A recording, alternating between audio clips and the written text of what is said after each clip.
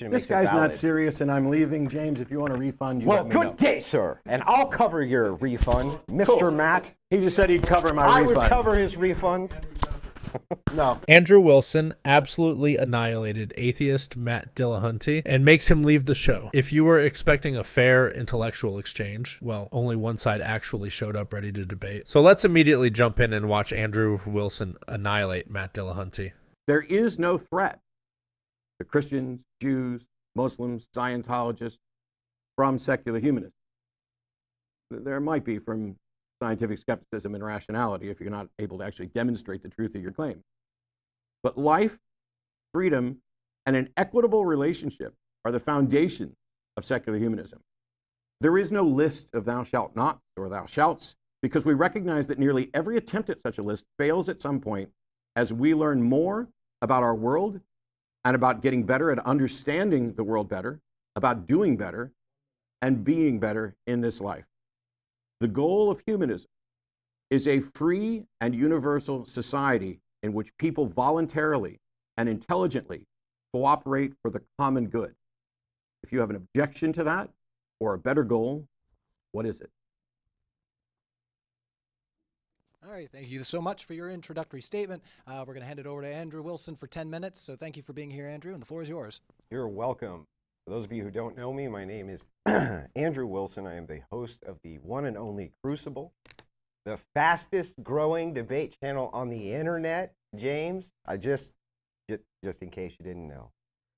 Appreciate that very much. Appreciate everybody being here. All of you are way too stodgy in this room. Very low energy. Just wanted to let all of you know that. Ladies and gentlemen of all pronouns, the Z's, the Zers, the hims, and hers, I would like to thank you for tuning in today for this exciting in-person conference on modern day debate. My name is Andrew Wilson. There's a few ways this debate can go. The topic is Christian ethics versus secular humanism, which has a better foundation. The funny thing is, I already won that topic because, as Matt explained to Jay Dyer, he has no justification under the skeptical belief structure to give an accounting for any meta-ethical presupposition he may have. He just kind of grants himself stuff. He grants himself logic, he grants himself reason, he grants himself an entire worldview, even though he's using an unjustified starting position for it. Yeah, this is exactly the problem with Matt Dillahunty's entire approach. He's out here playing pretend, borrowing from a theistic framework while simultaneously rejecting it. I mean, how do you justify logic, reason, or morality without some kind of ultimate grounding? You don't. You just grant yourself stuff, like Matt Dillahunty is doing here. He knows his secular humanist position can't justify anything beyond personal preference, so he just takes concepts from theistic worldviews and hopes nobody notices. But Andrew Wilson noticed. So I'm not honestly all that interested in doing the God not real dough debate because one, it's boring, and two, it's also really boring. It goes like this. I don't see enough evidence and remain unconvinced there's a God. Then I say, but you use the theistic worldview of justification like there is a God to grant yourself logic and everything else. So instead of that, I'm just going to grant Matt's entire worldview. 2/3 or more of this entire planet are all operating inside of a shared delusion that they were created by a sky daddy who loves him some slavery and murderousness. He thinks it's funny to kind of cosmically with people. That's his deal, kind of his whole thing. That's Matt's worldview. So now Matt's right, and the question becomes, should we let them to continue to believe in this nonsensical Stone Age madness, or do we stop them from engaging in it? My contention is, even if God isn't real at all, that people acting as though he is still superior to whatever nonsensical, egalitarian worldview Matt can come up with. See, Matt also just acts as though the things he believes are true. He believes, and therefore acts as though logic is real, math is real. Everything is real based on his presuppositional belief that they are real. You see, human flourishing, the cornerstone of Matt's ideology and that of secular humanism, is totally meaningless. Flourishing by whose metric? From my perspective, for instance, attempting to lie to people who claim men can be women isn't human flourishing. From Matt's perspective, it is. Why? Why should the collective of humanity lie and say men can get pregnant? Why should they say that men can have periods? Things which are categorically and obviously false. that preserving homosexuality in society is good for human flourishing, even though they are reproductive dead ends. And that Western society and egalitarianism is superior to those evil theist society, even though the Western nations can't even reproduce their own populations, but instead have to replace their population with foreigners from those theist nations that can reproduce. Let's start with a basic societal question recently asked of the West, who has now embraced a scientific and non-theistic approach to governing. Super basic question every kindergartner knows. If you don't believe me, go watch Kindergarten Cop. The question posed to the Western nation is, can a man be a woman? All right? To the question of if a man can be a woman, they say the answer is yes. Oh man, here we go. Matt Dillahunty and secular humanists want to redefine reality itself, and when Andrew Wilson puts their feet to the fire, they have no answers. I don't know about you guys, but if your worldview says a biological male can just identify into being a woman, you've lost the plot. This is the kind of absurdity that happens when you remove objective truth and replace it with human flourishing, whatever the hell that even means. And the way we will decree they can be a woman is by simply saying that woman now means male. Problem solved. Thank you, secular humanists. Thank you so much. Nope, not kidding. Why, you ask, would people be this over-the-top stupid? Well, it's simple. The good is the good, man. We have to do what's good for human society and human flourishing. And if you don't call these deranged lunatics something they obviously aren't, they might self-terminate. So in order to avoid that, we need to make everybody on planet Earth lie to them. This is human flourishing. Just redefine shit, pretend it's true. How laughably absurd this worldview is. Matt will often say, I remain unconvinced. Well, Matt, I'm also going to use your standard. I need for you to 100% convince me beyond a shadow of a doubt that males can have babies. What's the answer going to be? No, Andrew, you big stupid. Males can't have babies. Men can have babies. Because we just defined man to include females, dummy. Well, Matt, I remain unconvinced. I'd like Matt to convince me that if you are a male and you are having sex with another male, which would not be allowed in my version of a secular humanist worldview, how is it that you're not just basically having sex with a guy with a wig on? I really want to know the answer to that question. Not just me, but all rational people who aren't lunatics also want to know why "it's ma'am" isn't a complete and total crock of garbage. Because I remain unconvinced that it isn't a total lie, and that these people don't just pervert the language to include their own perversions and then add human flourishing at the end. Matt has said he wouldn't make a law stopping 9-year-olds from having sex with each other. Not kidding. Yeah, this is one of those moments where Matt Dillahunty should have just logged off immediately. I mean, how do you even try to justify that?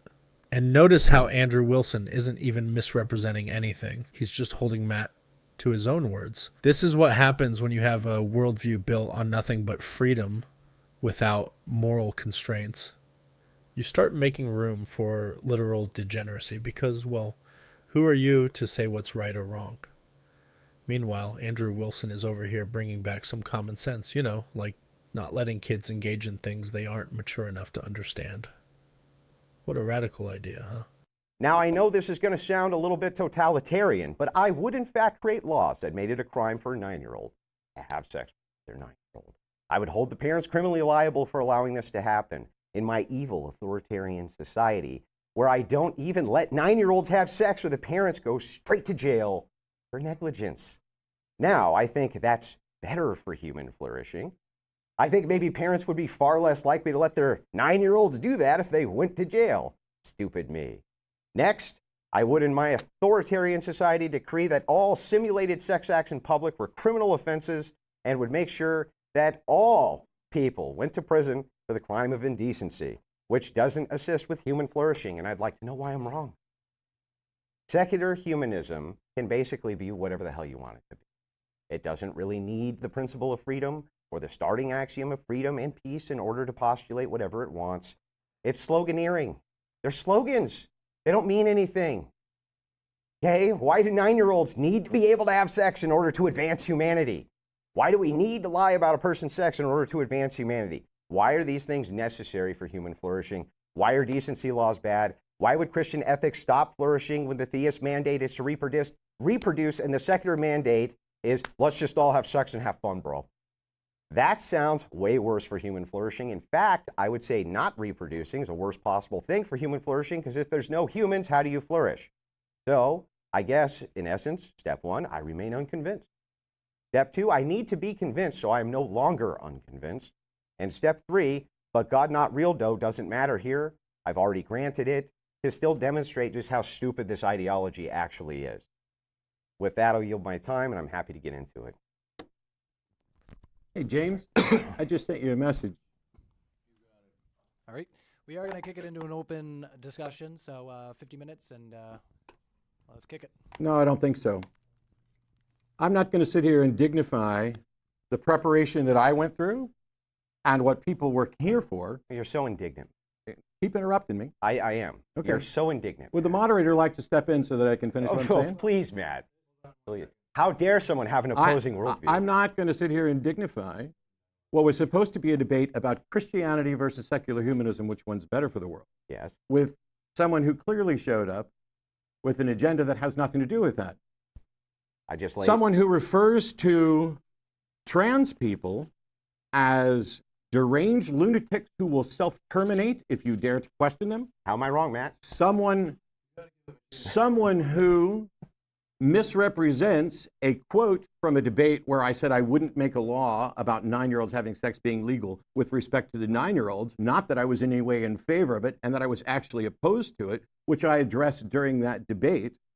But moreover, this is not remotely an honest interaction on the front of whether or not secular humanism is valuable.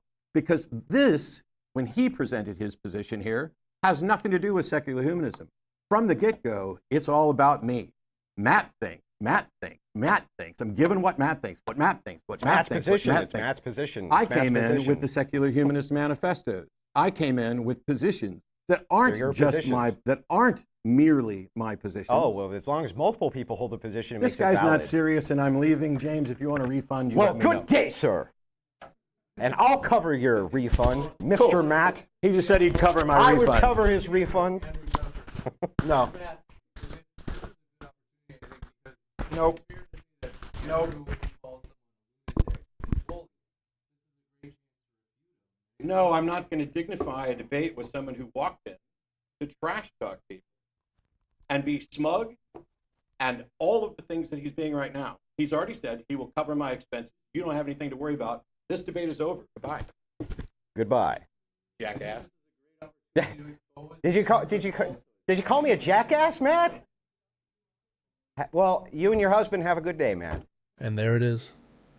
The moment Matt Dillahunty completely taps out. You can always tell when someone knows they lost. They don't argue back. They don't defend their points. They just leave. This is the intellectual equivalent of taking your ball and going home. So Andrew Wilson put so much pressure on Matt that he couldn't even pretend to debate anymore. You don't win debates by walking away. You win debates by standing your ground, proving your points, and shutting down bad arguments. Matt Dillahunty did none of that. So what did we learn here? Andrew Wilson completely outclassed Matt Dillahunty. The entire debate was Andrew making strong points, exposing contradictions, and challenging secular humanism's flimsy foundation, while Matt dodged, whined, misrepresented, and ultimately ran away. At the end of the day, a debate isn't just about making statements. It's about defending them. And Matt Dillahunty, he had nothing. Meanwhile, Andrew Wilson walked in, called out the nonsense, and made it look easy.